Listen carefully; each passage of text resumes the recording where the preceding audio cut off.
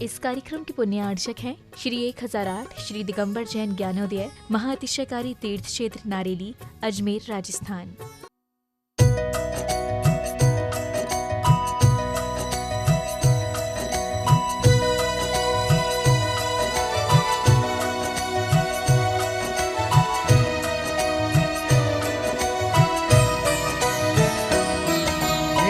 संत शिरोमणि धरती के, हे संत शिरोमणि धरती के, तुम्हें पता है सबके घट घट की, तुम्हें पता है सबके घट घट की। हे अवतारी विद्यासागर, हे अवतारी विद्यासागर, मुझे डगर दिखा दो जिनवर की, मुझे डगर दिखा दो जिनवर की। हे संत शिरोमणि धरती के।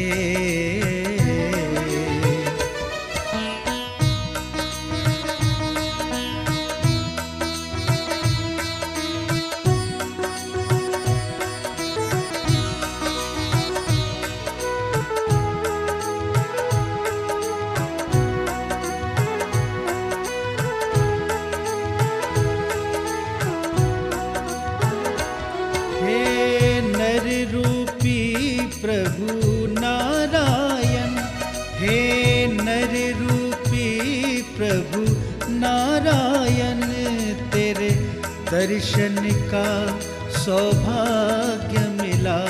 तेरे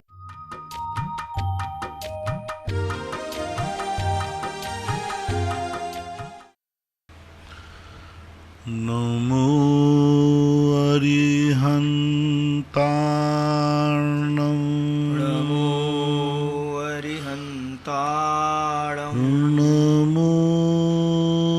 सिद्धार्णं,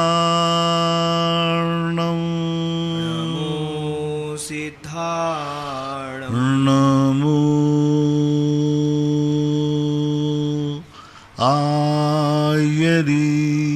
आयर्याणं, नमो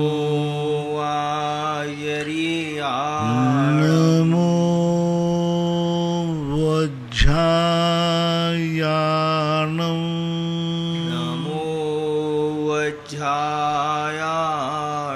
नमो लोये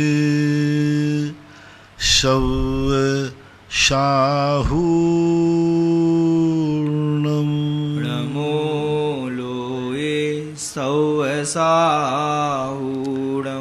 पंच परमेष्टि भगवान की जय हो। आचार्य श्री गुरुवर कुंद कुंद महाराज की जय हो। आचार्य श्री गुरुवर विद्यासागर महाराज की जय हो। परम पूज्य निर्यापक मुनि श्री 108 सुधा सागर जी महाराज की जय हो। जय हो। परम पूज्य निष्कंप सागर जी महाराज की जय हो।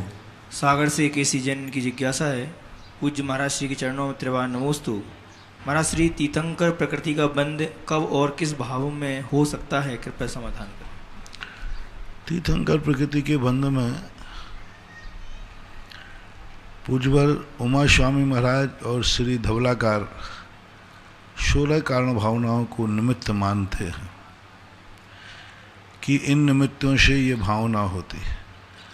वर्तमान युग में का भी इसी बात का समर्थन मिलता है, लेकिन पूज्यवर नेमीचंद महाराज गोमरसार के अंदर 16 कारण भावनाओं का कारण न मान करके केवली दुगे तीर्थंकर और शुद्ध केवली के या सामान्य केवली के, केवली और शुद्ध केवली के पादमूल में तीर्थंकर प्रकृति का बंध मानते हैं। तो इन दोनों विचारधाराओं पर बड़ा उहापोह है, क्योंकि उमा स्वामी की किसी भी परंपरा में केवली दुगे का शब्द नहीं आया। धवलाकार जी पूज्यवर वीर सेन स्वामी महाराज ने भी इस प्रसंग को नहीं छेड़ा।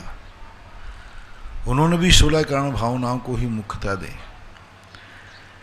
लेकिन दोनों मत मिलते हैं। तो समोषण में व्यक्ति को जगत कल्याणी भावना जब आती है, उस समय तीर्थंकर प्रकृति का वंद की बात आती है। प्रथमानुग के ग्रंथों में भी दो बातें मिलती हैं। महापुराण के अनुसार आदिनाथ भगवान ने अपने पूर्व भाव में अपने पिताश्री जो तीर्थंकर थे उन तीर्थंकर के समोषण में जाकर के तीर्थंकर प्रकृति का वंद किया था। लेकिन पूज्यवर जिनसेन स्वामी हरिवंश पुराण के अनुसार कृष्ण जी ने जो तीर्थंकर प्रकृति का वंद किया, वहां नेमिनाथ के पादमूल का प्रसंग नहीं दिया। उन्होंने ये दिया कि 16 कारण भावना भा करके श्री कृष्ण ने तीर्थंकर प्रकृति का वंद किया। अब उस प्रसंग में नेमिनाथ भगवान के पादमूल की चर्चा नहीं की। तो इस प्रकार के ये दो अपन को बातें मिलती हैं, दोनों अपन लिए प्रमाण हैं और दोनों को अपन को स्वीकार करना चाहिए, क्योंकि अपन को आगम चक्षु साहू, आगम ही हमारा प्रमाण है आज अपने लिए। सिरौन से अनुज्ञा जैन की जिज्ञासा है गुरुवर के चरणों में। प्रभा नमोस्तु। महाराज श्री जिज्ञासा है कि इंद्रिय और संयम और प्राणी संयम किसे कहते हैं? इंद्रिय संयम और प्राणी संयम किसे कहते हैं तथा 22 परिचय और निषिद्ध सय्या, सत्कार, पुरस्कार, अज्ञान, आदर्शन, तृण स्पर्श किसे कहेंगे? कृपया समझाने की कृपा करें। इंद्रिय और प्राणी संयम दो प्रकार का होता है। एक तो पूर्णतः इंद्रियों का निरोध कर देना, और एक इंद्रियों को अपनी सही दिशा में लेना। मतलब जो नैतिक है, जो व्यवहारिक है, उनको मर्यादा का उल्लंघन नहीं करने देना। अपनी भूमिका के अनुसार, अपनी परिस्थितियों के अनुसार इंद्रियों को व्यवस्थित करना, ये इंद्रिय निरोध है। इंद्रिय निरोध का अर्थ ये नहीं कि आंख बंद कर लेना। इंद्रिय संयम का अर्थ है आंख से अच्छा देखना, बुरा नहीं देखना। आंख बंद कर लेने का नाम इंद्रिय निरोध का अर्थ नहीं कि आंख बंद कर लिया। आंख से अच्छा देखो, बुरा मत देखो। कानों को बंद करने का नाम इंद्रिय निरोध नहीं है, कानों से अच्छा सुनो। रसना इंद्री का बंद करने का अर्थ है नहीं कि हम रसना इंद्री से खाना बंद कर दें। अच्छा खाओ, भक्ष खाओ।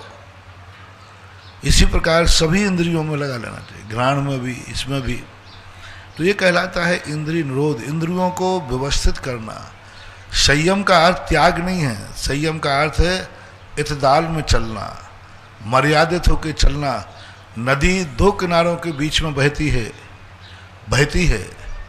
फैलती नहीं है, इसी का नाम संयम है। संयम का अर्थ है नहीं कि नदी का बहना रोक देना।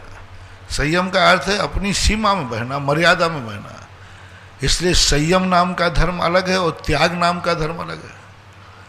त्याग के पहले संयम आता है, पहले आप अपने आप को समेटो, संयमित करो। तो ये अनेक प्रकार का संयम होता है। इंद्रियों का संयम, मन का संयम, ज्ञान का संयम। दोनों नयों के बीच में ऐसे अपने ज्ञान को बहने दो, ये ज्ञान का संयम है।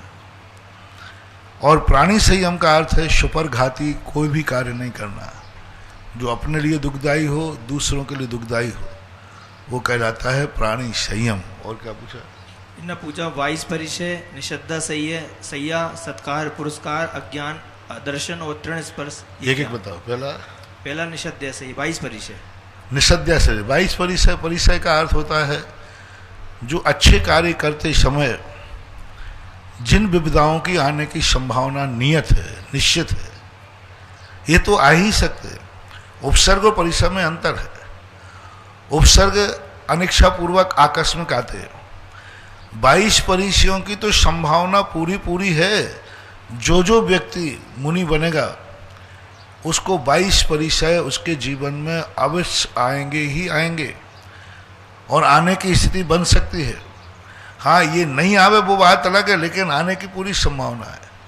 तो परिचय का अर्थ होता है अपनी चर्या, अपना संयम, अपने मोक्ष मार्ग पर चलते समय जो विपदाएं आती हैं उनको जीतने का नाम परिचय है। मजबूरी में नहीं, संसार के कार्यों में नहीं, मोक्ष मार्ग के लिए जीतना पड़े। मोक्ष मार्ग में चलते समय जो कठिनाइयाँ आई वो उसमें निषद्या, निषद्या परिचय का अर्थ होता है आसन, सामायिक, प्रतिक्रमण, योग, प्रतिमा योग आदि। आसन लगाना, हर क्रिया आसन से करना, शयन करना करवट से करना निषद्या, बैठना सामायिक से बैठना, आसन से बैठना, यथवादता नहीं बैठना, पैर फैला के बैठ गए, कुर्सी पे बैठ गए पैर फैला के जैसे आप लोग बैठते हो, नहीं, एक हमेशा कोई भी क्रिया है आसन मार के करने का नाम निषद्या होता है। सत्कार पुरस्कार, सत्कार पुरस्कार का अर्थ होता है कोई कहीं ज़्यादा सत्कार मिलेगा, कहीं पुरस्कार नहीं मिलेगा। सत्कार पुरस्कार मैं पहुंचा हुआ साधु हूँ, मेरी कोई इज्जत ही नहीं है, मुझे कोई पूछता ही नहीं है, आप लोग समझते क्या हो। तो ये भावना करने में ये होगा, तुम बहुत बड़ी शक्ति हो, तुम्हें देवता भी नमस्कार करते हैं, हो सकता है मनुष्य नमस्कार ना करे,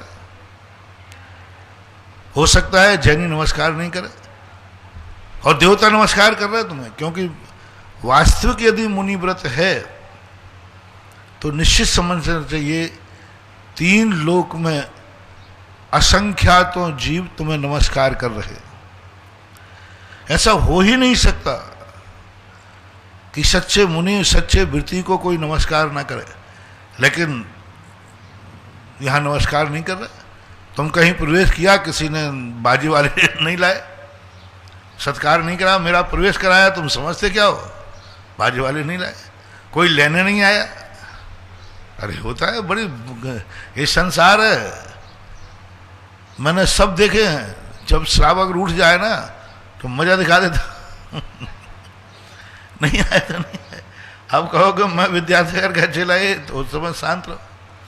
तो ऐसे सत्कार है, पुरस्कार, मैं बड़ा हूं मुझे आगे क्यों नहीं किया, तुम आगे चलते हो। मेरे श्रावक लोग जो हैं मेरी मर्यादा नहीं रखते, मेरी कोई इज्जत ही नहीं है, मैं कोई मुनि नहीं हूं क्या। ऐसा जो भाव आ रहा है यह परिचय, जय परिचय है, जय नहीं। अभी ऐसा भाव आ रहा है कि मेरे लिए कोई इज्जत ही नहीं, मेरे कोई पूछ ही नहीं रहा है, मैं कितना पहुंचा हुआ मुनि हूं, मेरी क्या इज्जत है।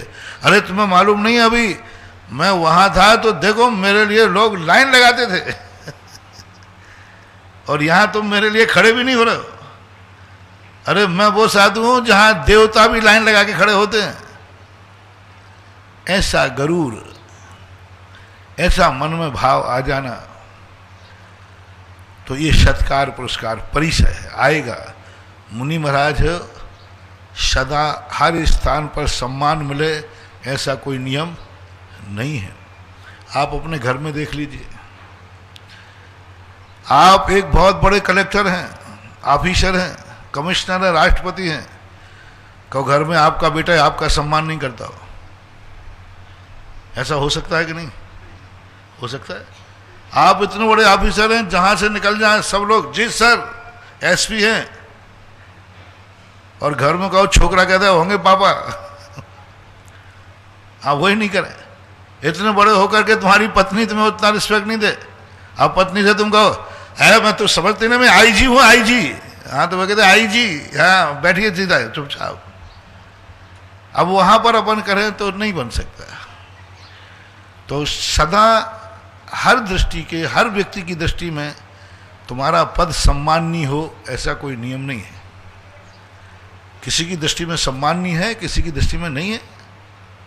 तुम कहो कि नहीं हमारा सम्मान एक स्थान पे तो हर स्थान पे हो, हर व्यक्ति तुम्हें वही इज्जत दे, नहीं बंधु, नहीं दे सकता। इसलिए 22 परिचयों में रख गया कि तुम श्रवण हो, तुम्हें कहीं सम्मान मिलेगा, कहीं सम्मान नहीं मिलेगा। कहीं तुम्हारी जयकार होगी, कहीं कोई जयकार नहीं बोलेगा। कहीं तुम्हें कहेगा आइए साहब, और कहीं कोई कहेगा ही नहीं, खड़ा ही नहीं होगा, उठ के ही खड़ा नहीं होगा। कोई तुम्हारे नमस्कार करे, कोई नहीं करेगा। तो ये जो बातें हैं, ये बातें अपने मन में यदि आ गई तो वो परिचय हो गया। जय का अर्थ उसको जीतना, कोई सत्कार करे, चाहे अर्घावतारन अशी प्रहारन में सदा समता धरें। सम्मान किया तो ठीक, नहीं किया तो ठीक, जो कुछ है यदि वो जीत लिया यदि विकल्प नहीं आया, किसी ने सम्मान किया किसी ने नहीं किया, और तुम्हारा क्षमता भाव बना लिया, और ये असंख्यात गुणी निर्जरा है। ये 22 परिस है पूज्यवर नेमीचंद महाराज ने और उमा स्वामी महाराज तत्वार सूत्र में शंबर और निर्जरा के कारण कहे हैं 22 परिस है। 22 परिसियों को निर्जरा के कारण में लिया, शंबर के कारण में लिया। यदि हमने ये सत्कार पुरस्कार जीत लिया तो मेरा अपमान नहीं हुआ है, मेरी असंख्यात गुणी निर्जरा हुई। और आगे अज्ञान परिचय हमेशा, क्योंकि हर व्यक्ति कहीं ना कहीं से अनभिज्ञ है। हम कितना भी ज्ञान कर लें, बड़ों की अपेक्षा, केवल ज्ञान की अपेक्षा 22-12वें गुण स्थान तक अज्ञान परिचय है, केवल ज्ञान की अपेक्षा। अवध ज्ञान मना पर्या ज्ञान जिनको हो गया, वे अज्ञानता का महसूस कर रहा है, मुझे केवल ज्ञान नहीं है। जिनको मति शुद्ध ज्ञान है लेकिन मैं कह रहा मैं शुद्ध केवली नहीं हूँ, जिन्होंने एक साथ पढ़ लिया तो दूसरे साथ का, तो ऐसे जब, क्योंकि इस मार्ग में चलोगे तो एक से एक ज्ञानी मिलेंगे। तुम समझोगे कि मैं ही ज्ञानी हूँ, नहीं, संसार में एक से एक ज्ञानी मिलेंगे। तो उनके सामने तुम्हें जो अज्ञानता का भाव आया, ठीक है मेरा क्षोभ सब इतना ही है, इसको अज्ञान परिचय कहते हैं। अदर्शन परिचय, अदर्शन परिचय का अर्थ होता है अपनी साधना मोक्ष मार्ग के ऊपर एक संदेह पैदा नहीं करना। मैं इतने साल से मुनि हूँ, मुझे कोई कहते थे कि मुनि को रिद्धि सिद्धि होती है और मुनियों को देवता नमस्कार करते हैं, मुझे तो कोई देवता आज तक नमस्कार करने नहीं आया। ऐसे अतिशय होता है, ऐसे होता है, 6 ऋतु के ऋतु फल आ जाते हैं जब मुनिराज विचरण करते हैं, ऐसा तो मुझे कुछ समझ में नहीं आ रहा है। ऐसा डाउटफुल नहीं, मतलब एक प्रकार का घुमेरी टाइप किया ना, क्या पता, तो क्या गलत मार्ग है? नहीं नहीं, मैं गलत नहीं कह रहा हूँ, लेकिन कुछ समझ में भी नहीं आ रहा। ऐसे मन में जो धुंधलापन आता है, ज्ञान में जो धुंधलापन आ रहा है, वह अज्ञान परिचय है। ये दर्शन मोहिनी कर्म के उदय से होता है। निस्सद्या परिचय चारित्र मोहिनी कर्म के उदय से, अज्ञान और ज्ञान परिचय जो हैं ये ज्ञानावरणी कर्म के उदय से, सत्कार पुरस्कार जो है ये अपने आप में चारित्र मोहिनी कर्म के उदय से, और जो आखिर अदर्शन परिचय दर्शन मोहिनी, तो दर्शन मोहिनी मिथ्यात्व के उदय से मत समझना, क्योंकि ये 22 परिचय मुनियों के हैं। सम्यक प्रकृति के उदय में कभी कभी ऐसा होता है। ऐसा तृण स्पर्श हुआ, तृण स्पर्श चलते फिरते समय जो कंकड़ रखते हैं, क्योंकि मुनिराज नंगे पैर चलते हैं, कंकड़ हैं, कांटे हैं, तृण हैं, ये स्पर्श होते हैं। शयन करते समय घास फूस आदि पर सोते हैं, लकड़ी के पाटे पर सोते हैं, कठोर होता है, ठंड के दिनों में ज़्यादा ठंडा लगता है, चुभता है। तो इस प्रकार के सारे शरीर के, अब पाटे पर बैठते हो, आप लोग कुर्सी बैठते हो, उस पर तकिया लगा लेते हो, सोफा सेट फॉर्म लगा लेते हो, अब साधु सीधे टकरे तकते हुए बैठता है, तो ये सब तृण स्पर्श के अंतर्गत आते हैं। तलवंडी कोटा से मनीष वाकलीवाल इनकी जिज्ञासा है, पूज्य गुरुदेव के चरणों में त्रिवार नमोस्तु।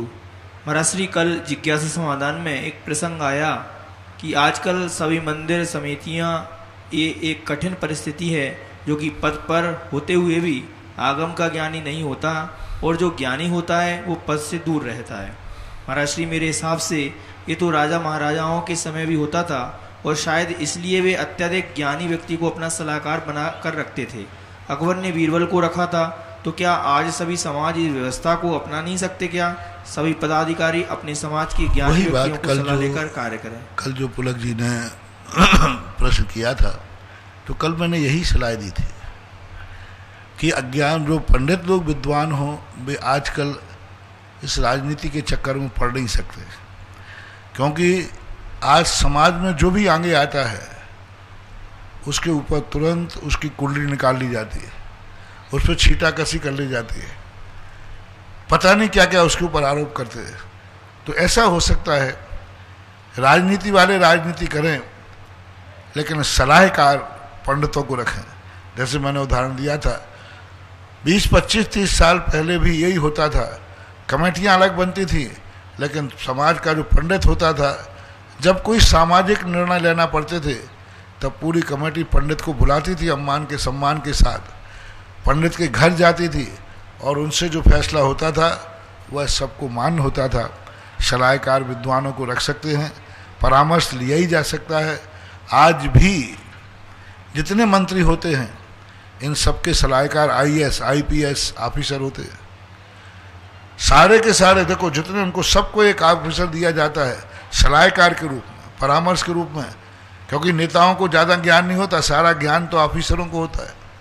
तो आज राजनीति में भी सलाहकार हैं, पहले राजाओं के भी सलाहकार होते थे। आज भी समाज के अंदर इस प्रकार की व्यवस्था यदि होती है, अच्छा है, श्रेष्ठ है, होना ही चाहिए। कटनी से विकास जैन शास्त्री, इनकी जिज्ञासा है, पूज्य गुरुवर के चरणों में नमोस्तु। महाराज जी, मेरी जिज्ञासा है कि निमित्त नैमित्तिक संबंध और आगे अविनाभावी संबंध क्या कहलाते हैं? कृपया समाधान करने की कृपा करें। निमित्त नैमित्तिक संबंध वो हैं जो निमित्त मिलने पर तद्रूप भाव हो, ऐसा कोई नियम नहीं है। हो भी सकते हैं, नहीं भी हो सकते, लेकिन अविनाभाव संबंध तो एक वस्तु का लक्षण है। जहाँ यह है वहाँ वह होगा, जहाँ जहाँ धुआं है वहाँ वहाँ अग्नि जरूर है। ये निमित्त नैमित्तिक संबंध नहीं है, ये दर्शन का विषय व्याप्ति है। धुआं है तो अग्नि जरूर है, जहाँ रत्नत्र है वहाँ मोक्ष मार्ग जरूर है। ये कहलाता है अविनाभाव संबंध। और निमित्त नैमित्तिक संबंध आया कि सामने कोई वस्तु दिखी और हमारे परिणाम अच्छे बुरे हो गए, हो सकता है नहीं भी हों, ज्ञायक भाव हो जाए। तो निमित्त नैमित्तिक में नियतता नहीं होती, ऐसा कार्य होगा ही होगा। और अविनाभाव में नियतता होती है कि वैसा कार्य होगा ही होगा, अन्यथा ऐसा नहीं हो सकता। गुना से पूनम जैन, इनकी जिज्ञासा है, पूज्य महाराज श्री के चरणों में नमोस्तु। महाराज श्री सहस्त्रकूट जिनालय नंदीश्वर आदि चैत्यालय की तरह ही अकृत्रिम चैत्यालय हैं क्या, और ये कहाँ पर स्थित हैं? कृपया समाधान करें। नंदीश्वर द्वीप तो अकृत्रिम चैत्यालय है ही। तीन लोक का सबसे बड़ा महातीर्थ क्षेत्र। किसी भी अकृत्रिम मंदिर में पूरे देवता मिलकर नहीं जाते, सारे देवता जावें ऐसा कोई नियम नहीं है। इतने अकृत्रिम चैत्यालय हैं, 8 करोड़ कितने हैं, सभी में सभी देवता जाते हैं ऐसा कोई नियम नहीं है। मन की मर्जी चले भी जाते, कभी भी चले जाते। लेकिन नंदीश्वर द्वीप एक महातीर्थ क्षेत्र है जहाँ पर ऐसा एक भी देवता नहीं है जो साल में 3 बार नंदीश्वर द्वीप नहीं जाता हो। और 8 दिन के लिए निरंतर वहाँ उनकी विक्रिया रहती है। 8 दिन, 8वें दिन वहीं रहते हैं, डेरा डाल के वहीं पर उनका सब, वो उनकी विक्रिया लौट के नहीं आती। 8 दिन तक वहाँ पर रहते हैं। इस प्रकार का एक 3 लोक का महातीर्थ क्षेत्र, देवों का महातीर्थ क्षेत्र कहो। यहाँ से जम्बू द्वीप को पहला द्वीप मान करके 8वां द्वीप में जो है, जो समुद्र से घिरा हुआ है, आगे समुद्र है, पीछे समुद्र है, और चूड़ी के आकार का है, वलयाकृत। और उसमें एक एक दिशा में 13 जिनालय बने हुए हैं। और उन 13 जिनालयों में एक एक जिनालय में 500 धनुष प्रमाण जिनालय जिनमें हम बैठते हैं। ऐसा वह नंदीश्वर द्वीप है। सहस्त्रकूट जो है अकृत्रिम चैत्यालय नहीं है। सहस्त्रकूट की चर्चा मात्र श्रीपाल चरित्र में मिलती है और भी अन्य ग्रंथों में, लेकिन मुख्यतः रूप से श्रीपाल के कथानक से जुड़ी कि श्रीपाल का देव दर्शन का नियम था, लेकिन चूंकि उनको देव दर्शन कई दिनों से नहीं मिला था, वो अन्न जल ग्रहण नहीं किया उन्होंने। और वहाँ जाकर के उन्होंने एक चैत्यालय के अंदर दिखा के, और वो सहस्त्रकूट जिनालय के देवों के द्वारा कपाट बंद थे। श्रीपाल के पहुँचने पर उस सहस्त्रकूट के कपाट खुल गए और 2 कपाट, एक कपाट से वो प्रवेश किया और दूसरे दरवाजे से वो निकल गए। 4 दरवाजे होते हैं सहस्त्रकूट के अंदर। ऐसा सहस्त्रकूट का वर्णन शास्त्रों में मिलता है। लेकिन अभी तक हमने जहाँ भी सहस्त्रकूट बने हैं सब 4 दरवाजे खुले हुए देखे। एक दरवाजा ललितपुर के पास एक देवगढ़ स्थान है जहाँ मूर्तियों की कला का एक क्षेत्र है। संसार के सभी व्यक्तियों से मेरा कहना है, जिंदगी में यदि तुम्हें मूर्तियों से प्रेम है, मूर्ति की कला देखना चाहते हैं, तो हर दिगंबर जैनी से मेरा कहना है, मरने के पहले एक बार ललितपुर के पास जो देवगढ़ है उसका दर्शन जरूर करना, जरूर करना। इतनी कलाओं की मूर्तियों का कलाओं का भंडार है, उसका नाम ही देवगढ़ है। देव गढ़े जाते थे। 50 किलोमीटर के एरिया में जहां भी खुदाई करोगे वहां मूर्तियां निकलती हैं, और एक से एक मूर्तियां हैं, एक से एक 40 मंदिर हैं। और वहाँ की जो स्थितियाँ हैं बहुत विकट। जब मैं पहली बार गया तो वहाँ पर जो खंडरों का भंडार देखा, अब तो मैं व्यवस्थित करके आया, बहुत रिक्स थी, बहुत बड़ा था, वो इतिहास कभी सुनाऊंगा। तो उस स्थान पर जाकर के जरूर एक बार आप देखना, कलाओं का भंडार, मूर्तियों के, आदिनाथ भगवान के केस। आज क्या तुम्हारे ब्यूटी पार्लर में केसों का विन्यास है, वहाँ देखो मूर्तियों के ऊपर जो केसों का विन्यास है, उस समय युग में सैकड़ों हजारों साल। वहाँ पर एक प्रवेश करते ही आपको एक आम का पेड़ मिलेगा, और आम के पेड़ के थोड़े से 10 कदम चल के बीचों में एक सहस्रकूट जिनालय बना है। उसमें 4 दरवाजे बराबर बनाए गए हैं, लेकिन खुले हुए 2 ही दरवाजे। 2 दरवाजे पत्थर के बनाए, बाकायदा पत्थर में उत्कीर्ण किए हैं, पत्थर में सांकल कुंदे बनाए हुए हैं, लेकिन वो किवाड़ खुलते नहीं हैं, बंद पैक है, पत्थर में आकार बना दिया गया। 2 दरवाजे खुले हैं, पूरब का और पश्चिम का, बाकी दरवाजे बंद हैं। जब मैंने सोचा कि ये दरवाजे बनाए क्यों गए, आकार क्यों दिया गया, और जब बनाए थे तो दरवाजे 4 क्यों नहीं खोले गए, तो फिर मैंने सहस्रकूट जिनालय की खोज की वहाँ पर। तो मुझे श्रीपाल चरित्र के अंदर इस प्रकार की घटना का उल्लेख मिला।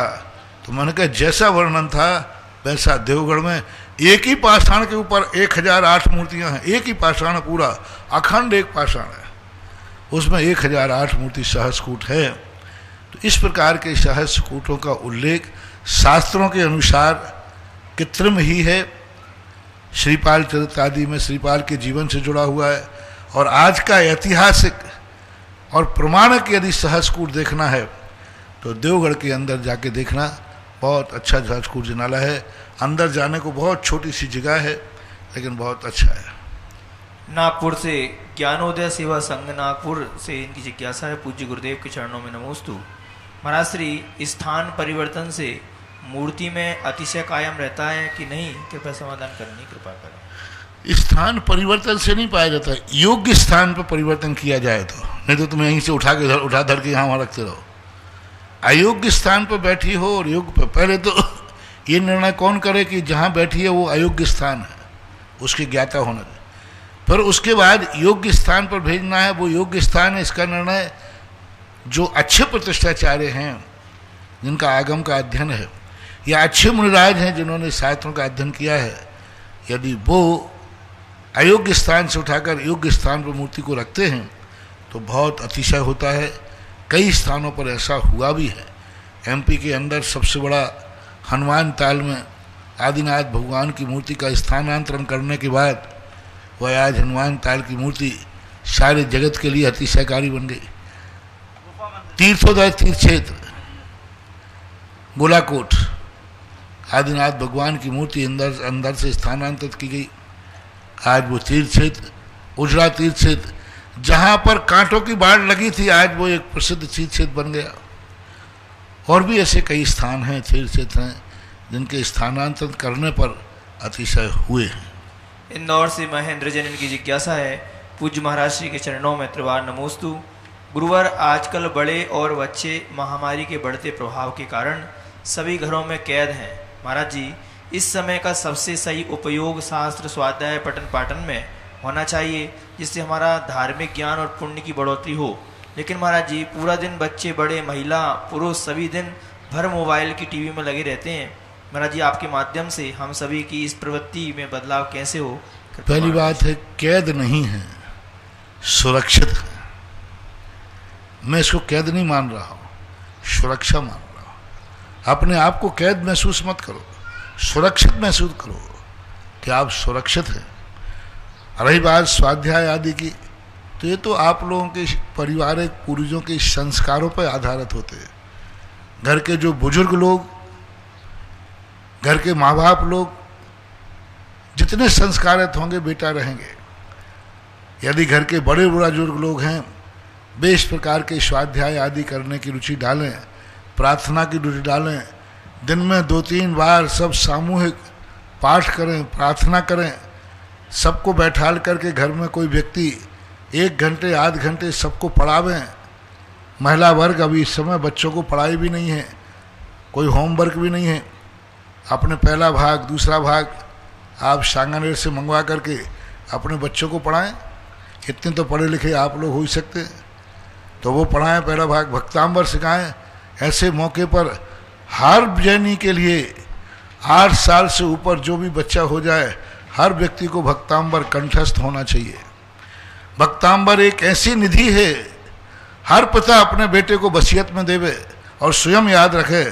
और कुछ भी नहीं आए, जंगल में पड़ा है, जंगल में संकट है, अस्पताल में पड़ा है, आईसीयू में भर्ती है, कोरोना कोई नहीं है, वहाँ पड़ा वो अकेला, किसी को जाने नहीं देते, किसी को जाने नहीं देते, वो अकेला पड़ा है। कम से कम भक्तांबर याद होगा, पड़ा भक्तांबर तो पढ़ता रहेगा।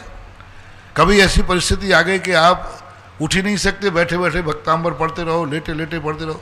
जंगल में कभी फंस गए तो भक्तांबर एक ऐसी चीज है, हर व्यक्ति को और माँ बाप को इस कोरोना टाइम के लॉकडाउन के अंदर हर घर का, आज आपने प्रश्न उठाया तो लो मैं होमवर्क दे रहा हूं कि प्रत्येक जैनी के घर में जो भी मेरी आवाज़ सुन रहे हैं, जो नहीं सुन रहे हैं, उनको भी बता देना कि इस कोरोना टाइम में हर व्यक्ति को, परिवार के हर सदस्य को भक्तांबर कंठस्थ करना है। टेक टू ऑर्डर करना है। ये बहुत बड़ी, गुरु की तरफ से तो मैं बहुत बड़ी संपत्ति में दे रहा हूं, बहुत बड़ी वसीयत दे रहा हूं, बहुत बड़ी ताकत दे रहा हूं। यदि तुमने भक्तांबर कर लिया और प्रतिदिन इसका पाठ करते रहे, कभी भी जंगल में हैं, तुम जो भक्तांबर पाठ पढ़ोगे, अप्रत्याशित घटनाएं घटेंगी, अप्रत्याशित, जिनको देख के दंग रह जाओगे कि ये कैसे चमत्कार हो गया। इसलिए सब लोगों में घर में भक्तांबर बच्चों को पढ़ाना शुरू कर दो, बड़े लोग पढ़ना शुरू कर दो, और सभी लोगों को घर में 1 बार 2 बार 3 बार जो तुम्हारी शक्ति हो, 1 बार के लिए अनिवार्य कर दो कि पूरा परिवार बैठकर घर में एक भक्तांबर पाठ तो करेगा ही करेगा, मस्ट एंड मस्ट, बस सीधी बात, अनिवार्य है। प्रत्येक व्यक्ति को अनिवार्य है घर में 24 घंटे में 1 बार, यदि 3 बार कर सको तो अच्छा है, सुबह, दोपहर में, शाम को। नहीं कर सको तो सुबह और शाम को, नहीं कर सको तो 24 घंटे में 1 बार पूरा परिवार मिलकर के एक साथ बैठ के भक्तांबर का पाठ करो। मैं कोई गारंटी नहीं दे सकता हूँ, मैं कोई सर्वज्ञ नहीं हूँ, प्रयास करना हमारा काम है। डॉक्टर भी जब दवाई करता है तो ये कहता है साहब मैं प्रयास कर रहा हूँ, मरीज मरे या जिंदा रहे। इसी प्रकार मेरा तो विश्वास है कि इस प्रकार की भक्तांबर पाठ करोगे तो 100% नहीं, लेकिन बहुत कुछ % में तुम्हारे ऊपर आया हुआ संकट कम हो सकता है। घर में 24 घंटे में भक्तांबर की वर्णनाएं फैलाओ, भक्तांबर का पाठ करो। और 2 चीजें दे दी, पाठ होना अनिवार्य है और प्रत्येक व्यक्ति को भक्तांबर पाठ पढ़ाओ। आजकल सब यूट्यूब में पढ़े हुए, उच्चारण के लिए कोई जरूरत नहीं, आपको उच्चारण मिल जाएगा। और हमारे संस्थान के सारे विद्वान सारे भारत में फैले हैं, आप उच्चारण की मांग कीजिए, आपको ऑनलाइन वो उच्चारण करा देंगे। सांगानेर आपकी ये कितनी बड़ी पंडितों की खान है, जब जिस समय जो सीखना है आप वहाँ फोन करिए, आपको ऑनलाइन में आपको पंडित उपलब्ध होगा। आप भक्तांबर का पाठ चालू कर दीजिए, उच्चारण कर दीजिए, वो अर्थ बनाना शुरू कर देंगे। अभी शिविर लगने वाला है, अभी संस्थान से समाचार आया कि ऑनलाइन शिविर हर साल, पिछले साल भी लगा था, ऑनलाइन शिविर है। आप भक्तांबर का शिविर लगवाइए अपने यहाँ ऑनलाइन में, आपको 8 दिन 10 दिन 15 दिन जो भी सीखना है, भक्तांबर का पाठ उच्चारण सिखाएंगे, अर्थ सिखाएंगे, महिमा बताएंगे। बस आपको एक ऐसी निधि आपको करना चाहिए, ऐसे टाइम पर कुछ उपलब्धि करो। लॉकडाउन के समय की आपकी जिंदगी में उपलब्धि होना चाहिए कि लॉकडाउन जब लगा था उस समय हमने भक्तांबर याद किया था, ये उपलब्धि होना चाहिए। और भाग, पहला भाग, दूसरा भाग, 6 ढाला करो, स्वाध्याय करो, यही काम आने वाला है। बाकी सब कोई काम नहीं आ रहा। कोई किसी का पैसा रखा है, सब रखा है, सब जा रहा है छोड़ करके, कुछ नहीं कर पा रहा है कोई। दवाई रखी है, पैसा रखा है, ऑक्सीजन सिलेंडर लगाया है, वेंटिलेटर लगाया है, सब कुछ तो है, लेकिन कुछ नहीं कर पा रहा है बंधु। जो धर्म है वही तुम्हारे साथ जाने वाला है और कोई साथ नहीं कहेगा। जो कर लो तो काम, भज लो तो राम, बस ऐसी बात है। परम पूज्य आचार्य गुरुदेव श्री विद्यासागर जी महाराज के आज्ञानुवर्ती शिष्य निर्यापक श्रमण मुनि पुंगव श्री सुधासागर जी महाराज के मुखारबिंद से होने वाले जिज्ञासा समाधान में जिनवाणी चैनल, सुधा कला चैनल के माध्यम से भेजने वाले, सुनने वाले, देखने वाले सभी भक्तों की ओर से गुरुवर के चरणों में त्रिवार नमोस्तु नमोस्तु नमोस्तु। कल जिनका टेम्पल डे था, बीर जैन सुपुत्र के टेम्पल डे के अवसर पर श्रीमान धर्मचंद, अंजना मोहित, अंजलि, रौनक जैन ठग, नैनबा बूंदी वालों ने सहसपुर जिनालय में 171 की प्रतिमा विराजमान करने की भावना भाई। कल समय नहीं था इसलिए घोषणा नहीं कर पाए थे, आज की है। दो प्रतिमाएं गुप्त दान में सहसपुर जिनालय हेतु आई है। एक प्रतिमा स्वर्गीय श्रीमती चंद्रप्रभा जैन की प्रेरणा से मनीष कांत, पीयूष कांत, अलका, चेतन, प्रणति, विदित जबलपुर से आई है।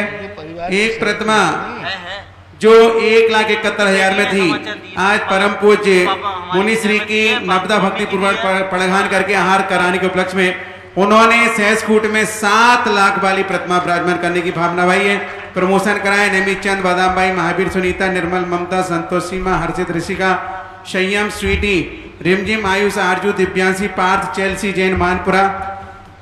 एक प्रतिमा 171 में दर्शन, मनाली, उर्मिला, महेश कुमार, शकुंतला बेन, राजकुमार, अहमदाबाद। एक प्रतिमा अमन, श्रिया, कल्पना, अनिल, भगवती बेन, प्रेम कुमार जैन, अहमदाबाद। कल्पना अनिल की शादी की वर्षगांठ के उपलक्ष्य में एक प्रतिमा 171 की हर सितांशी, वर्षा, बाहुबली कुमार, मीना बेन, गुलाबचंद जैन, अहमदाबाद, बाहुबली गुलाबचंद के जन्म दिवस के अवसर पर। और 1/4 बीघा के लिए 2 लाख रुपए की राशि गुप्त दान बेंगलोर से भूमि हेतु प्रदान की है। सभी के सम्मान में जुड़ा तालियां। महाराज जी, बहुत सारे लोगों की मेरे पास जिज्ञासा आई थी जिस संदर्भ में आपने भक्तांबर पाठ का कहा, और कई लोगों की ये भावना थी कि गुरु आदेश अगर हमें मिल जाए तो पूरे देश के लोग शाम को 7:30-8 बजे जो भी सुविधा हो, हम सब एक साथ बैठकर अपने घरों पर भक्तांबर का पाठ करें तो शायद ये कोरोना महामारी और यथाशीघ्र दूर हो सकती है। ऐसी जिज्ञासा लोगों की थी कि गुरुमुख से एक समय फिक्स हो जाए तो और आनंद आ जाए। देखो, मैं समय फिक्स इसलिए नहीं करता हूँ कि आप लोग उसकी आसाधना करोगे। सभी लोग उस समय बैठेंगे कि नहीं बैठेंगे पता नहीं। यदि आप लोग समय फिक्स करते हैं तो एक कोई समय निश्चित कर लो, सारे भारत के लोग अपने घरों में उस समय किताब लेकर भक्तांबर पाठ पढ़ें। अब तुम कहो महाराज जी आप भी शामिल हो उसमें बैठें, तो प्रतिदिन इतना बैठना और प्रतिदिन लाइव आपके पास तक पहुंचाना। मैं तो भक्तांबर पढ़ता हूँ, मैं तो भक्तांबर प्रतिदिन पढ़ता हूँ, मेरा तो प्रिय स्रोत है, इसलिए मैं तो पढ़ता हूँ। लेकिन मैं आपके साथ पढ़ूँ और आपके साथ लाइव में करूँ तो प्रतिदिन लाइव कैसे संभव हो पाएगा और कैसे क्या हो पाएगा, ये व्यवस्था आप लोग बनाएं, आप लोग देख लें। अगली जिज्ञासा रिकॉर्डिंग के माध्यम से। मैं पायल सेठी मलारगंज इंदौर से महाराज श्री के चरणों में अपने पूरे परिवार की ओर से बारंबार नमोस्तु करती हूँ। महाराज श्री, मेरा जो प्रश्न है वो नमोकार मंत्र के बारे में है। नमोकार मंत्र में 5 पद और 35 अक्षर होते हैं, लेकिन कुछ लोग इसे अपनी धुन में या किसी गाने में सेट करने के लिए ओम नमो अरिहंताणम या नमो नमो अरिहंताणम बोल देते हैं। तो ऐसा बोलने से पद तो 5 ही रहते हैं लेकिन अक्षर 45 हो जाते हैं। तो ऐसा बोलना उचित है क्या? इसका कोई दोष तो नहीं है? कृपया मार्गदर्शन कीजिए। वो फिर नमोकार मंत्र नहीं रहा, नमोकार मंत्र का भजन बन गया। आजकल लोग हर चीज़ सांस्कृतिक बनाना चाहते, हर चीज़ संगीत पर लाना चाह रहे हैं। इसलिए नमोकार मंत्र का तो मूल जो है वो मूल एक अक्षर बढ़ा नहीं सकते, एक अक्षर घटा नहीं सकते। यदि आपने ओम या नमो नमो जोड़ दिया तो नमोकार मंत्र नहीं रहा, वो नमोकार मंत्र का भजन हो गया, एक गीत बन गया। ऐसा मानना चाहिए। नमोकार मंत्र में तो पेवर शुद्ध एक भी आप बढ़ा नहीं सकते, एक मात्रा नहीं बढ़ा सकते आप। जितना है वो उतना ही रहना चाहिए, उसमें आगे पीछे नहीं करना चाहिए।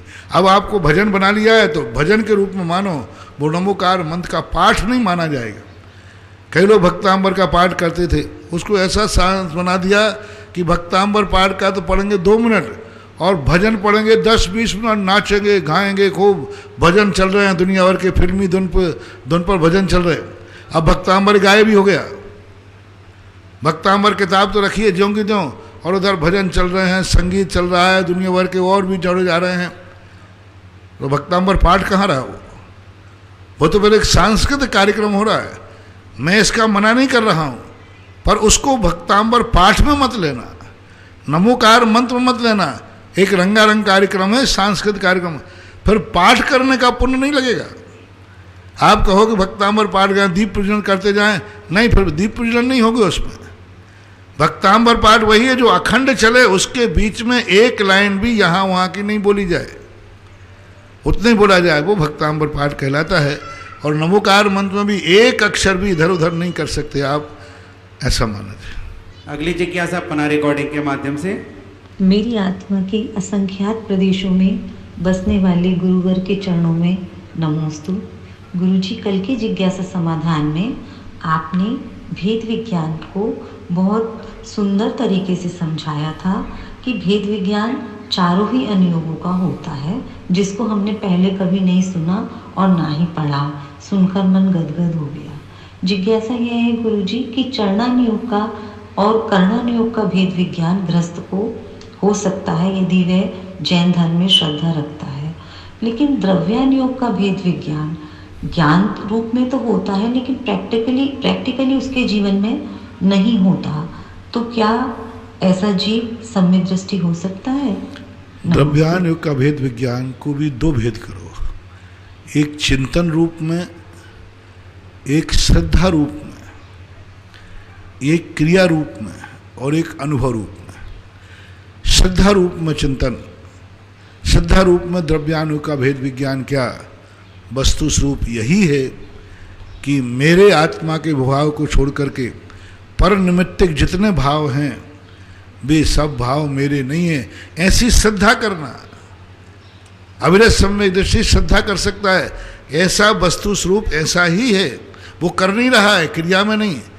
देशवृत्ति और महावृत्ति इसको क्रिया में लाते हैं, प्रयास करते हैं कि नहीं पर निमित्तों से मुझे प्रभावित नहीं हो रहा, सामने दुश्मन आ गया, नहीं मैं इसके निमित्त से भाव नहीं करूँगा, अपना व्यक्ति आ गया, ना राग उत्पन्न होने देना, ना भीतराग उत्पन्न, ये मेरा। और अनुभूति में उनको पता ही नहीं चलता कि कौन इष्ट है कौन अनिष्ट है, कंचन और कांच का भेद ही खत्म हो गया, उनको तो पुद्गल दिखता। वो है अनुभूति जहाँ कंचन और कांच एक समान दिखने लग जाते, जहाँ बंधु और शत्रु, बंधु शत्रु बंधु बग्गे, तो बंधु और शत्रु दोनों एक समान, दोनों में भेद ही नहीं जाने, ये मित्र है शत्रु है, मुझे राग द्वेष नहीं करना, ये क्रियात्मक भेद विज्ञान है, क्रियात्मक भेदवान, मैं गुस्सा नहीं करूँगा चाहे दुश्मन हो जाए। लेकिन अनुभूति में मित्र दुश्मन का भेद ही ज्ञान में नहीं आता। वो कहता है जो भी है सब पर है ना, क्या मित्र और क्या शत्रु का भेद करना, पर है ना, क्या कंचन और कांच में भेद करना, पर है ना, क्या इस प्रकार के पुण्य पाप में भेद करना, दोनों पर है ना। बस वहाँ उनको बात एक अनुभूति ये पर है, और पर से उत्पन्न हुआ भाव मुझे उत्पन्न नहीं करना। तो जिस समय उसको पर से निमित्त सामने विद्यमान रहे और उसका औपाधिक भाव न हो, वो अनुभूति नियम से मुनिराज को ही होती है और सप्तम गुणस्थान में होती है। सप्तम गुणस्थान से नीचे वो द्रव्यानुयोग का जो अनुभूति रूप भेद विज्ञान है वो सप्तम गुणस्थान से नीचे नहीं पाया जाता, क्योंकि वो समुपयोग में क्रिया रूप, श्रद्धा रूप, चिंतन रूप बन सकता है। अनुभूति तो सप्तम गुणस्थान से ही होती है, नीचे नहीं। सम्यक दृष्टि हो सकता है, द्रव्यानुयोग के भेद विज्ञान की अनुभूति के बिना सम्यक दृष्टि हो सकता है, छायक सम्यक दृष्टि, क्षयोपम सम्यक दृष्टि, उपसम सम्यक दृष्टि, क्योंकि स्पष्ट रूप से अविरत सम्यक दृष्टि के संबंध में जयसेन स्वामी ने ब्रह्मदेव सुनिष्फल लिखा, सम्यक भेद शुद्ध आत्मानुभूति रुचि रूप, अनुभूति रूप नहीं कहा। सभी अध्यात्म ग्रंथ में जो भेद विज्ञान है शुद्धात्मानुभूति रूप, उसमें रुचि रूप लिखा, प्रतीति रूप लिखा। रुचि होना, प्रतीति होना, ज्ञान होना, अनुभूति होना, वो तो सप्तम गुणस्थान वर्ती जब अभेद रत्नत्रय प्रकट होता है। भेद रत्नत्रय में नहीं, छठे गुणस्थान तक भेद रत्नत्रय है, और अभेद रत्नत्रय जैसे ही सप्तम में पहुंचता है तो अभेद रत्नत्रय की झलक चालू हो जाती है, अभेद रत्नत्रय की शुरुआत हो जाती है और अभेद रत्नत्रय में ही वहाँ पर परिणति होती है। भेद रत्नत्रय तो अकंचित कर है। पूज्यवर अमृतचंद सूरी महाराज ने प्रवचन सार की चारित चूलिका में स्पष्ट लिखा, जहाँ भेद रत्नत्रय अकिंचित कर हो गया है, अभेद रत्नत्रय में ही माँ जो उतर चुके हैं वहीं पर होगा और अभेद रत्नत्रय सप्तम गुण स्थान से होता है, ऐसा मानना चाहिए। अगली जिज्ञासा पना रिकॉर्डिंग के माध्यम से।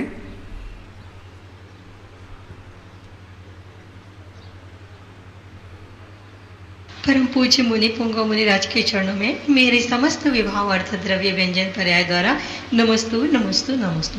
महर्षि, आत्मा के असंख्यात प्रदेशों से आशोर बंद होता है, लेकिन जब अनुभाग का समय आता है तो कुछ विशेष स्थानों पर ही क्यों, जैसे कि सर का दर्द होना या टीबी आदि होना या फेफड़ों में आदि रोग होना, क्योंकि वेदना तो निश्चित ही असंख्यात प्रदेशों में होगी, जीव करेगा, लेकिन अनुभाग के समय विशेष स्थानों पर ही क्यों?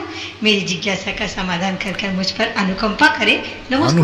अनुभाग जो है वह अनुभव का नाम है, ना कि व्यक्ति का नाम। खून यदि हाथ में से निकल रहा है तो वो अनुभाग वहीं से निकल रहा है, सो बात नहीं। अनुभाग का दूसरा नाम है अनुभव, विपाक अनुभव में आ रहा है। अनुभव में तो हमें सर्वांगीण आता है।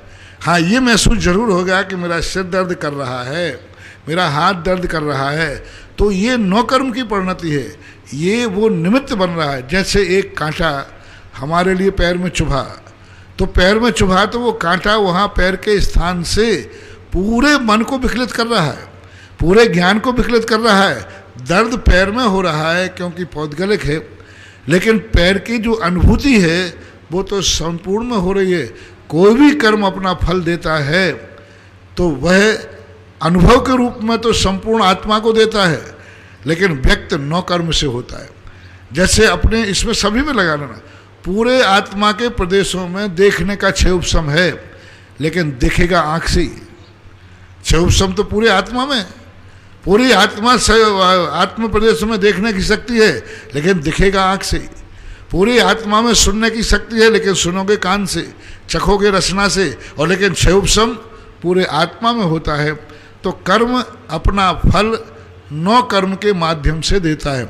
अब नौ कर्म जो नियत स्थान करता है, उस नियत स्थान से हमारे कर्मों की उदीर्णा होती है, लेकिन अनुभूति का नाम विपाक है, तो कर्म अपना अनुभूति दिखाता है। ये तो पॉइंट कहलाते, निश्चित स्थान कहलाते। अगली जिज्ञासा पना रिकॉर्डिंग के माध्यम से। नमस्ते गुरुदेव, मैं वैभव काला सूरज से मेरे और मेरे परिवार के तरफ से पूरे संकोच है वा नमोस्तु नमोस्तु नमोस्तु। गुरुदेव, मेरी जिज्ञासा है कि अगर कोई हमारा कोई बुरा करता है तो क्या उसका भी उस दिन से बुरा होना शुरू हो जाता है? कृपया जिज्ञासा का समाधान करें। नमोस्तु गुरुदेव। उसी समय से बुरा होना शुरू हो जाता है। उसका तो बुरा सोचने मात्र से कर्म का बंध हो गया। सामने वाले का बुरा होवे या नहीं हो रहा, उसका बुरा तो उसी समय हो गया। और जब तक उसका चला गया, जब तक तेरे पुण्य का बीता नहीं करार, तब तक उसको माफ है, अवगुण करे हजार। माफ है क्योंकि पुण्य अभी तीर चल रहा है, लेकिन बुरा होना शुरू हो जाता है। लेकिन आपको दिखे या ना दिखे, लेकिन वो कर्मबंध तो उसका चालू हो जाता है, ऐसा मानना चाहिए। एक और सहसकोट जिनालय में प्रतिमा नरेंद्र सुषमा भव्य रूपाली अमित जैन रोहतक हरियाणा से प्राप्त हुई है। जिज्ञासा के लिए ब्रह्मचारी महावीर बॉम्बे। तो इसके बाद तैयार रहेंगे महावीर जी कोटा। मेरे गुरुदेव को बारंबार नमोस्तु।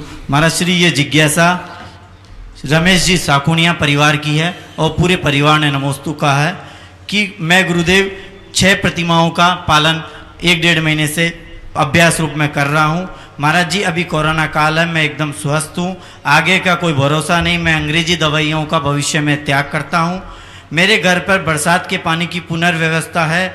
इस समय व्रत ग्रहण करने का उचित समय है। मुझे उक्त कार्य के लिए आपका आशीर्वाद एवं मार्गदर्शन चाहिए। नमोस्तु गुरुदेव। क्या करना चाहते बोलो? 6 प्रतिमाएं ग्रहण करना चाहते हैं। अच्छा, 6 प्रतिमा एक साथ, बहुत अच्छा। आपके शरीर की अस्वस्थता और परेशानियां, स्थितियां यदि आपके अनुकूल हैं और आप अपने आत्मा को इतना विल पावर मजबूत रखते हैं कि आज की जो परिस्थितियां हैं, शारीरिक परिस्थितियां डॉक्टर की, उन सब से यदि आप सामना कर सकें और जिस परिवार में आप रहते हैं वे परिवार वाले भी आपके व्रतों को भार न माने, दुर्भाग्य न माने।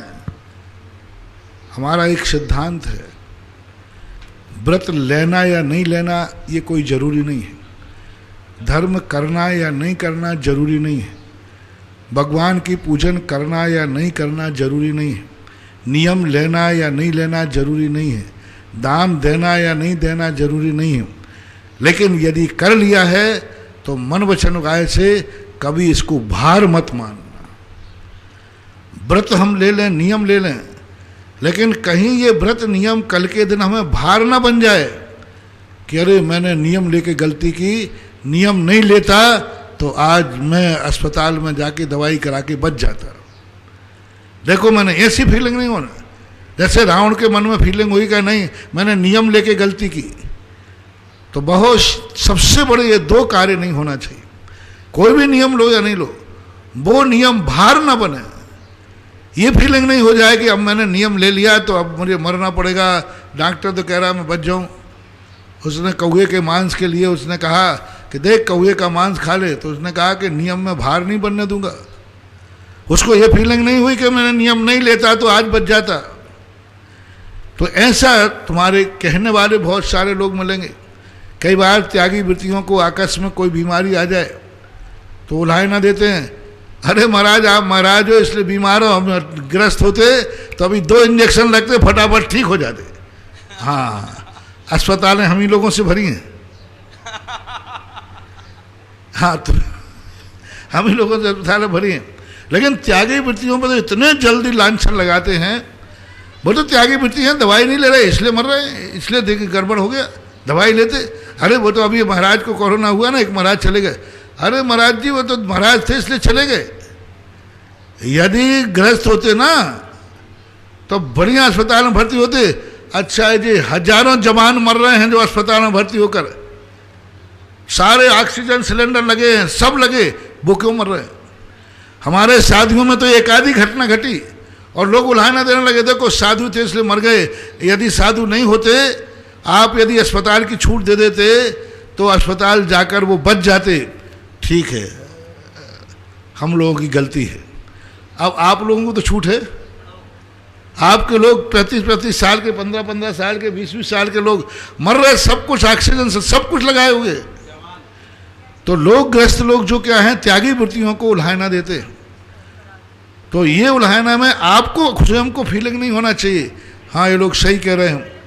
तो एक बात। दूसरी बात, परिवार वाले लोग जो तुम्हारे निकटवर्ती हैं, जिनको तुम्हारे व्रत आपातकाल में पलवाना है, उनको भार न बन जाए, क्योंकि आप गृहस्थ हैं।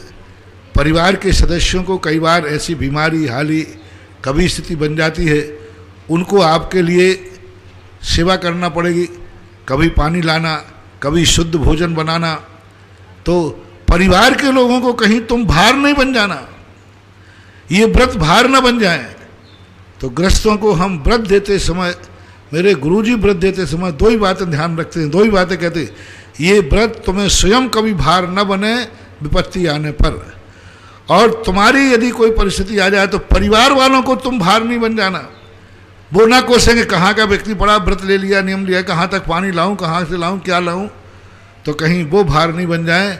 यदि आप अपने तरफ से हैं कि नहीं मैं जिंदगी के अंतिम श्वास तक हमारी 6 प्रतिमाएं हमारे लिए भार नहीं बनेगी, हम सदा अपना सौभाग्य मानेंगे, और परिवार के लिए भी यदि ये सहमति दे रहे हैं कि हमें अवभाग्य हैं कि हमारे घर में एक वृत्ति है और हम इनकी सेवा सौभाग्य मान के करेंगे, और यदि दोनों हैं तो मेरा दोनों हाथ से आशीर्वाद है। अगली जिज्ञासा महावीर भैया कोटा। नमस्ते महाराज जी, मोक्ष शास्त्र प्रवचन में पढ़ने में आया है, इस 2.5 द्वीप के अंदर ऐसा कोई भी प्रदेश नहीं बचा जहाँ से मुनिराज मोक्ष ने पधारे हों। मेरी जिज्ञासा है, मेरू पर्वत का जहाँ अंत होता है वहाँ उसके ऊपर केवल 1 बाल अंतर बराबर जगह रहती है, वहाँ से प्रथम स्वर्ग का इंद्रक विमान शुरू होता है, जहाँ एक बाल का अंतर है, उस स्थान से मोक्ष कैसे हो सकता है, ये मेरी जिज्ञासा है। मोक्ष होने में तो बाधा नहीं। आत्मा के प्रदेश जब समुद्घात के समय फैलते हैं उसको तो छूते हैं, लेकिन अब वो बाल के बराबर अग्रवाल का है, तो जो अपने यहाँ पंच परावर्तन में लिया है ये एक प्रकार के बहुतायत रूप मान के दिया गया। ऐसे कुछ प्रदेश है जहाँ से नहीं भी हुआ हो लेकिन बहुतायत हो गया, क्योंकि यदि मेरू पर्वत का उस समय देंगे तो मुनिराज विक्रिया रिद्धि से वहाँ जा तो सकते। ऐसा उल्लेख आया है कि विक्रिया रिद्धिधारी अणिमा, जो अणिमा नाम की रिद्धि है, छोटी रिद्धि, वो इतना छोटा शरीर बना लेते हैं कि उस बाल बराबर बीच के अंतराल में बैठ करके ध्यान करके आते हैं। उसके उस बाल बराबर उससे भी छोटी विक्रिया बना सकते हैं, अणुमात्र, यानी उसने बाल बराबर स्थान पर सामायिक करके आते हैं ध्यान बैठ करके। इतनी छोटी विक्रिया होती है। लेकिन जिस समय वो विक्रिया रिद्धि करते हैं उस समय केवल ज्ञान नहीं हो सकता, मोक्ष नहीं हो सकता, क्योंकि विक्रिया रिद्धि वगैरह का प्रयोग छठे सातवें गुणस्थान में ही होता है। इसलिए मोक्ष जाने वाली बात तो वहाँ से बनेगी नहीं। अब एक सिद्ध मिलता है पाताल सिद्ध, गुफाओं में सिद्ध, वहाँ से तो सिद्ध नहीं हो पाए। मान लो मेरी पर्वत की गुफा में किसी में जाके बैठ जाए, ऐसी लंबी गुफा हो आर पार, और वहाँ से हो जाए, मेरू पर्वत है ना, बड़ा है, तो कोई आर पार ऐसी गुफा हो जिस गुफा के अंदर से हो जाए तो कह नहीं सकते। इसलिए प्रश्न तो है, लेकिन इस अपेक्षा से घटित भी हो सकता है।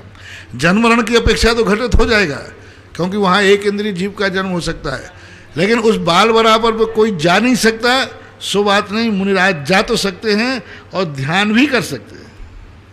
तो वहाँ से मोक्ष तो नहीं हो सकता ना? मोक्ष के संबंध में नहीं कह सकते, क्योंकि विक्रिया रिद्धि के साथ मोक्ष नहीं। और मूल शरीर 3.5 हाथ का होता है कम से कम, तो वो वहाँ नहीं जा सकते। तो यूँ मान के चलो कि जो पंच परावर्तन में कथन आता है, एक भी प्रदेश ऐसा नहीं बचा जहाँ से मोक्ष नहीं हुआ हो। वो एक बहुलता की अपेक्षा से, जैसे ये वन आम का वन है, लेकिन उसमें एक आध अमरूद का पेड़ भी है, एक आध नीम का पेड़ है, फिर भी प्रसिद्धि क्या है, आम का पेड़ है। तो बहुतायत प्रदेशों से मोक्ष चले गए, इसलिए इस अपेक्षा से भी कथन कर दिया जाता है। आदि सौगानी। नमोस्तु महाराज श्री। महाराज श्री, हम गृहस्थ जीवन में रहकर ऐसा क्या करें कि सम्यक दर्शन को प्राप्त कर सकें? सम्यक दर्शन का तो मूल कारण जो परमार्थ रूप पहले रुचि होना चाहिए, संसार के अरुचि होना चाहिए। परमार्थ के लिए सच्चे देव साध गुरु के प्रति श्रद्धा होना। आचार्य महाराज, समंत भद्र महाराज ने गृहस्थों को सम्यक दर्शन का यही मार्ग बताया। श्रद्धा नाम परमार्था नाम माप्तागम तपोभृताम त्रिपुड़ा पूर्णमष्टांगम सम्यक दर्शन मस्म। परमार्थभूत सच्चे देव साध गुरु पर विश्वास श्रद्धा करना और गुरु मूर्ता, देव मूर्ता, लोक मूर्ताओं का त्याग करना और मदों से अपने आप को बचाना, यही सम्यक दर्शन का कारण बनाया। और सबसे बड़ी चीज़ मोक्ष के प्रति रुचि होना, कि हमें मोक्ष प्राप्त करना है, कर्मों का क्षय करना है, संसार के प्रति अरुचि होना, परमार्थ के प्रति रुचि होना, यही सम्यक दर्शन का कारण बनता है। श्रीमती मैना देवी काजरीवाल पारोली, इसके बाद तैयार रहे अंजना जी गोदा खजूरी। नमोस्तु महाराज जी, नमोस्तु मेरे और मेरी परिवार की ओर से नमोस्तु महाराज।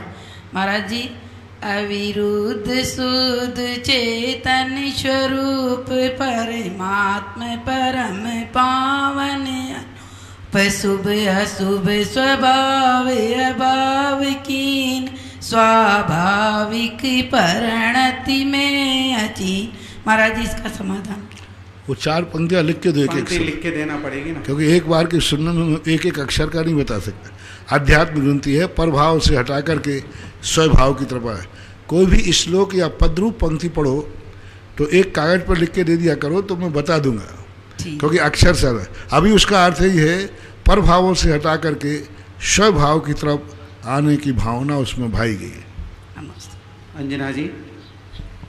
मेरे आराध्य गुरुदेव के चरणों में मेरा और मेरे परिवार की ओर से बारंबार नमोस्तु नमोस्तु नमोस्तु।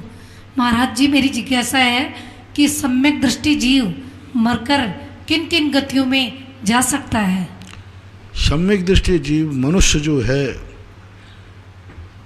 सामान्य रूप से तो देव गति को ही प्राप्त होता है।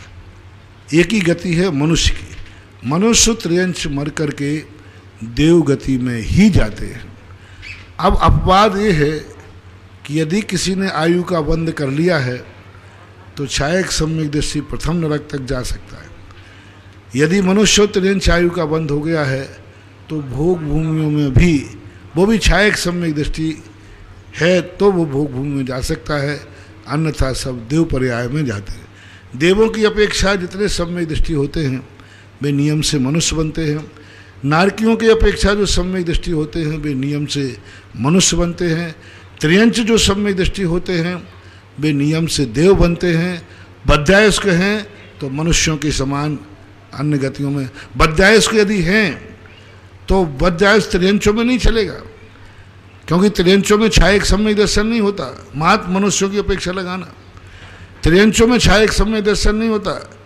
इसलिए त्रियंच यदि बद्धायस्क हो गया तो वह सम्यक दर्शन के साथ महादेव गति में ही जाएगा, अन्य गतियों में सम्यक दृष्टि नहीं जा सकता।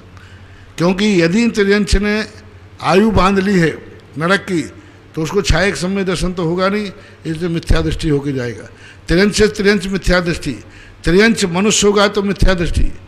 इसलिए मात्र मनुष्य बद्धायस्क होकर छायक सम्यक दृष्टि होकर के वो सभी गतियों में जाता है। लेकिन त्रियंच सम्यक दृष्टि देवगति में ही जाएगा, नारकी सम्यक दृष्टि देवगति में जाएगा, नारकी सम्यक दृष्टि होकर मनुष्य गति में जाएगा, देव सम्यक दृष्टि मनुष्य गति में जाएगा। ऐसा विभाजन करना चाहिए। निक्की लिपकी दोनों भाई महाराज जी से विद्यार्थी आपके चरणों में नमोस्तु। उनका प्रश्न है धर्म और आध्यात्मिकता में क्या अंतर है? धर्म और आध्यात्मिकता में क्या अंतर है? धर्म का फल अध्यात्म है। अध्यात्म जो है, धर्म जो कितना किया जाता है यह सब नियत है, हेतु है। हेतु नियत को होई, यानी जो निश्चय है, जो अध्यात्म है, उसके लिए सर्वधर्म है। व्यवहारिक धर्म को कारण मान लो, और अध्यात्म जो है वह परम धर्म है। धर्म के दो भूत हैं, एक फल रूप और एक कारण रूप, एक व्यवहार रूप और एक निश्चय रूप। निश्चय रूप धर्म को अध्यात्म कहते हैं, व्यवहार रूप धर्म को अध्यात्म का साधन कहते हैं। इस प्रकार से जिज्ञासा समाधान संपन्न हुआ। आज नवदा भक्ति पूर्वक पड़गान करके जिन्हें निरंतराय आर कराने का सौभाग्य मिला था वो आरती के लिए तैयार रहेंगे। संतोष जी, सीमा जी मानपुरा वाले, जिन्होंने सहसकुट जिनालय की 171 वाली प्रतिमा को आज प्रमोशन करके 7 लाख में।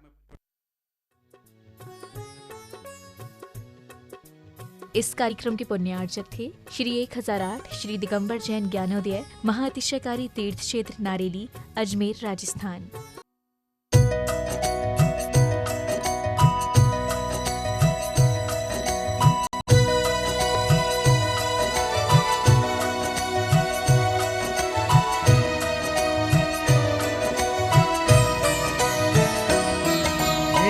संत शिरोमणि धरती के, हे संत शिरोमणि धरती के, तुम्हें पता है सबके घट घट की, तुम्हें पता है सबके घट घट की।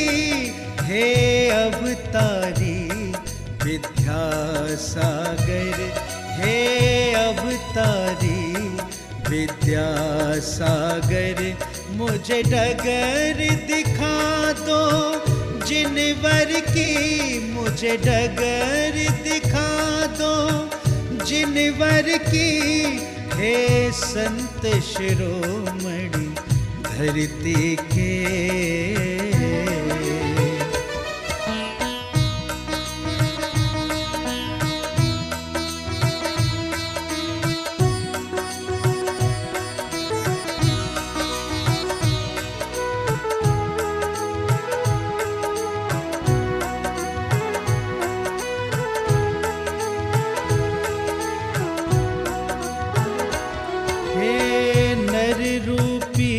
प्रभु नारायण, हे नर रूपी प्रभु नारायण, तेरे दर्शन का सौभाग्य मिला, तेरे दर्शन का सौभाग्य